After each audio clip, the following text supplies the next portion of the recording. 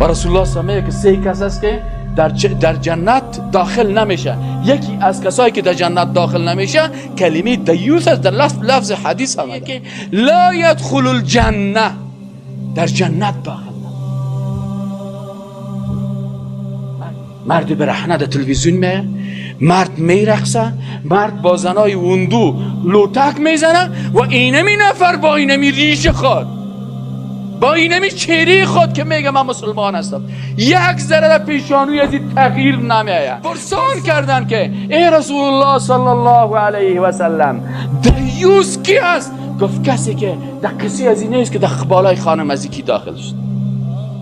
خانمش که کی دست میده، که کی میشینه، ای بیادر خانده خانم ماست، ای خوار خانده خانم ماست، ای بچه خانده خانم ماست. یا نفس ان لم تغفری لا تجزعی.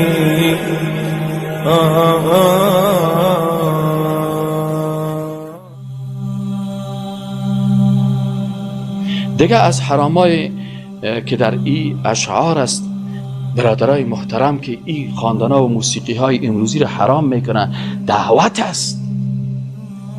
است به طرف زنا، دعوت است به طرف همجنسگرایی.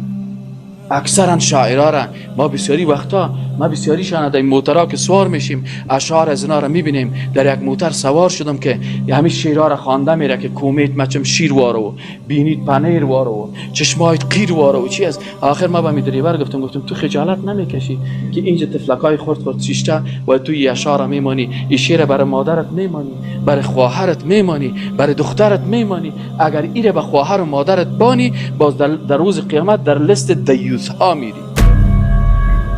و رسول الله صلی الله علیه و سه کس است که در جنت داخل نمیشه. یکی از کسایی که در جنت داخل نمیشه کلمه دیوس است، در لفظ حدیث آمده.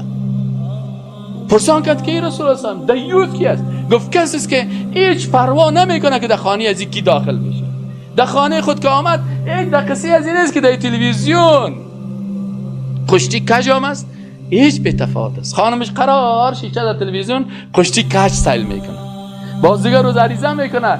در طب عدلی یک نفر عریضه کرده بود، میگه گفتم چه قسم عریضه کرده بود؟ دکتر صاحب میگه آوردن یک کسی عریضه کرده که صاحب ما اصل مردا رو در قشتی کج دیدم، این شوهر ما کسی خو بیخی بودنه وارست، هیچ چیز نه اندام داره نه بدن داره، اینه شوی. حالی شوهره که برای خانم خود ات یک فیلم نشان میته و رسول الله صلی الله علیه و سلم میگه که لا يدخل الجنه، در جنت داخل.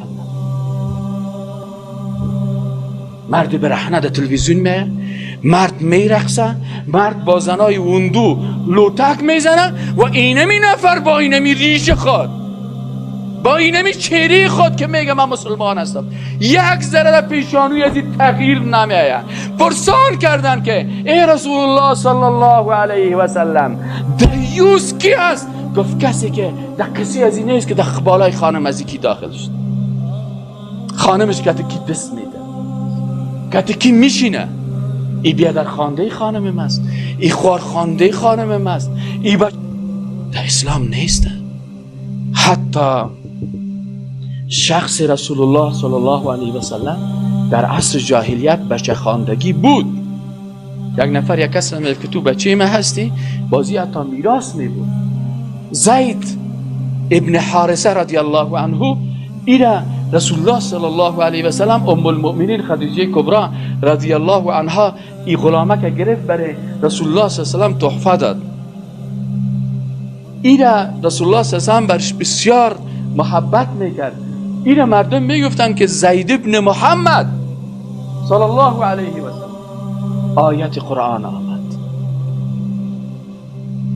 ادعوهم لآبائهم، ای مردم پسرای هر کس به نام پدرایشان صدا کنین، هو اقسط عند الله، او بسیار عادلانه هست به نزد الله. بعد از نزول آیت قرآن کلگی نام از او چی میگفتن؟ زید ابن حارثه. حال در احادیث هم که بخواین، در سیرت هم بخواین چی میگن؟ زید ابن حارثه رضی الله عنه.